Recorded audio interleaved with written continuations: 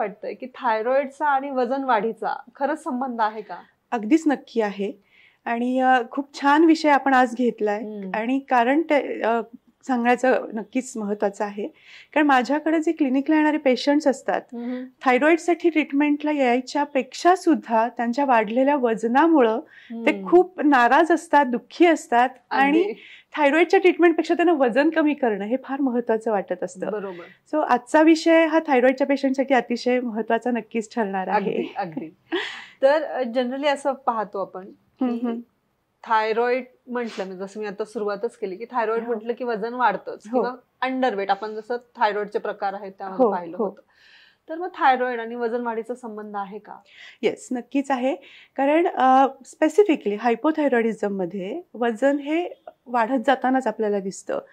त्याचं मेन कारण, तुम्ही हायपो किंवा हायपर कुठल्याही थायरॉइडमध्ये असाल, आपण सुरुवातीला ज्या पहिल्या एपिसोडमध्ये माझं आपण कारणंही पाहिली होती, त्यात एक महत्त्वाचं कारण होतं, थायरॉइड हार्मोन्स जेव्हा डिस्टर्ब होतात आपली मेटाबॉलिझम डिस्टर्ब होतं. मेटाबॉलिझम म्हणजे पचन शक्ती जी असते आपल्या शरीरामधली, बरोबर, ती योग्य पद्धतीने काम करत नाही. मग तुम्हाला वजन वाढवायचं असेल तरीही प्रॉब्लेम येतो आणि वजन कमी करायचं असेल तरीही प्रॉब्लेम येतो. त्यामुळे जेव्हा आपल्याला थायरॉइड सारख्या आजारामध्ये वजनावरती नियंत्रण मिळवायचं असतं, सगळ्यात आधी आपल्या मेटाबॉलिझमवर आपल्याला काम करणं गरजेचं असतं.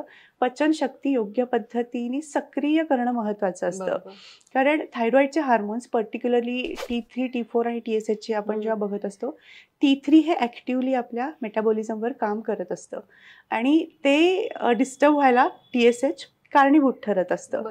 आणि या सगळ्या हॉर्मोन्सवरती नियंत्रण ठेवता ठेवताच ही पचनशक्ती आपल्याला सुधारवण्यासाठी प्रयत्न करणं, ती जाठराग्नी प्रदीप्त करण्यासाठी प्रयत्न करणं हे फार महत्वाचं असतं. बरोबर.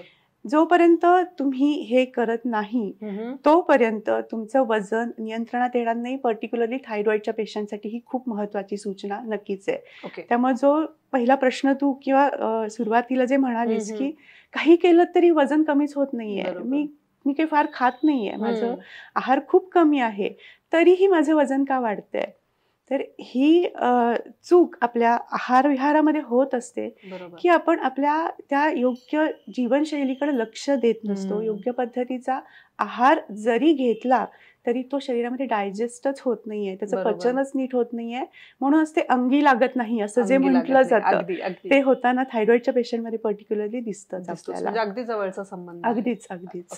सो डॉक्टर, बऱ्याच वेळा असं होतं की वजन वाढ हा एक वेगळा भाग आणि अंगावरची सूज हा एक वेगळा भाग. म्हणतो वजन वाढलेलं लगेच लक्षात येतं, सूज आलं की आपण म्हणतो की किती सुजल्यासारखा वाटतोय चेहरा. तर मग यामध्ये फरक काय? येस, खरं तर सांगायचं झालं तर इन्फ्लमेशन किंवा स्वेलिंग किंवा सूज हे दोन प्रकारामध्ये आपण म्हणू शकतो. एक तर साधा पाय मुरगाळला तरी पायावरती सूज येते. बरोबर. सो हे एक प्रकारचं इन्फ्लमेशनच आहे.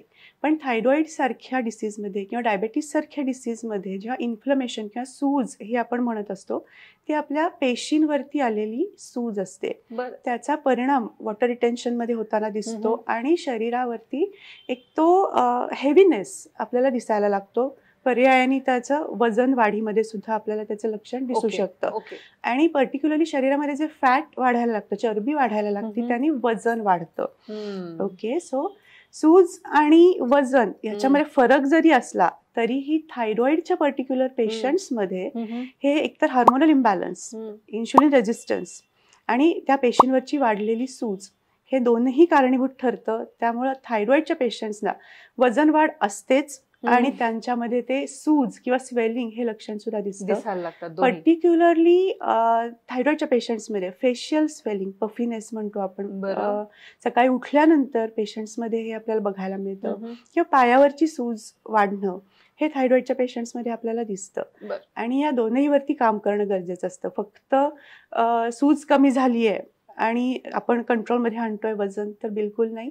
आपल्याला इन्फ्लमेशन, आपल्याला स्वेलिंग पण कमी करायचं आहे आणि वाढलेली चरबी किंवा फॅट हेही आपल्याला कमी करायचं आहे. Very nice. डॉक्टर, तुम्ही आता सांगितलं की मेटाबॉलिझम बिघडतं जनरली थायरॉइड मध्ये आणि त्यामुळे मग वजन कमी करायला प्रॉब्लेम येतो. बरोबर. सो मग ह्यामध्ये डिटॉक्सचा काही फायदा होतो का वजन कमी करण्यासाठी? अगदीच होतो. ऍक्च्युली डिटॉक्सिफिकेशन केल्याशिवाय तुम्हाला जे वजन नियंत्रणात आणायचे ते आणताच येणार नाही. कारण तुमची पचनशक्ती जर तुम्हाला सुधारायची आहे तर तुमच्या शरीरात आत जे टॉक्सिन्स आहेत ते पहिले बाहेर काढणं गरजेचं आहे.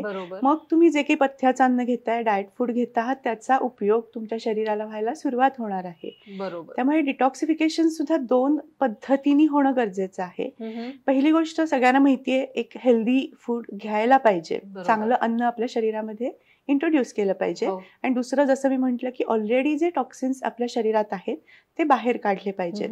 हे सायमल्टेनियसली होणं सुद्धा गरजेचं आहे. सो काही टिप्स पण आपण नक्कीच त्याच्याबद्दल देऊयात. पण हे थोडं अजून सोप्या पद्धतीने समजण्यासाठी एक उदाहरण नक्कीच मी देऊ इच्छिते. बऱ्याचशा लेडीज आहेत ज्यांना थायरॉइड आहे, सो त्या नक्कीच कोरिलेट करतील या संदर्भात की समजा आपल्या किचनचं बेसिन चोकअप झालेलं आहे. हा, सो त्याच्यामध्ये आपण दरवेळेला ती पाईप नाही चेंज करत. एक तर त्यात वरून घाण पडत असेल तर ते टाकणं आपण कमी करतो आणि ऑलरेडी जी घाण त्या पाईपमध्ये आहे ती आपल्याला स्वच्छ करणं गरजेचं असतं. सो आपल्या शरीरामध्ये सुद्धा तशाच 2 सिस्टीम आहेत. एक तर हेल्दी अन्न घेणं आणि दुसरं आपल्या शरीरातनं ती घाण बाहेर पडणं. बरोबर. सो एक तर अल्कलाईन लिक्विडनी आपल्या शरीरामध्ये दिवसाची सुरुवात करणं, नॅचरल फूड घ्यायला सुरुवात करणं, प्रोटीनचा इंटेक आपल्या शरीरामध्ये जास्त घेणं, अशा काही पद्धतींनी आपण एका पद्धतीचं डिटॉक्सिफिकेशन सुरू करू शकणार आहोत. आणि दुसरं थोडंसं माइल्ड लॅक्झेटिव्ह काही आयुर्वेदिक सप्लिमेंट्सचा उपयोग करून ऑलरेडी जे टॉक्सिन्स आहेत ते आपल्या शरीरातून बाहेर काढायला सुरुवात करणं आणि त्यानंतर काही योग्य पद्धतीच्या आयुर्वेदिक थेरपीजद्वारे पूर्ण डिटॉक्सिफिकेशन करणं. सो आपल्या TFF मध्ये या सगळ्या सिस्टीमद्वारे आपण या गोष्टींवरती विशेष लक्ष देऊन काम केलेलं असतं.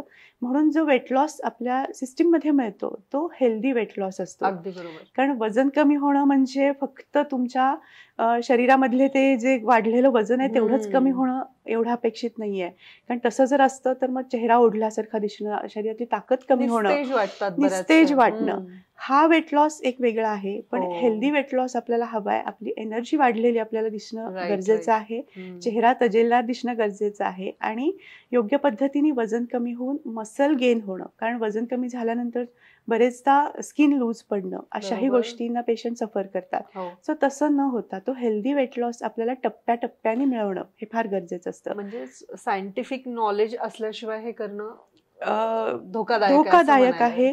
कुठल्याही पद्धतीने काहीतरी आपल्याला समजतंय आणि वेगळा डाएट आपण करतोय किंवा इतरांनी कोणी तो डाएट केला म्हणून मी तो केला, फॉलो करायला असं करणं अगदीच चुकीचं आहे. ब्लाइंडली तुम्ही बिलकुल करणं गरजेचं नाहीये. तुमच्या शरीराची प्रकृती जशी आहे ते आधी आयडेंटिफाय करणं आणि त्यानुसार पर्सनलाइज तुम्हाला त्या पद्धतीचा डाएट फॉलो करून तुम्ही योग्य पद्धतीने वजन कमी करणं हे फार महत्वाचं असतं आणि खूप महत्वाचं आहे.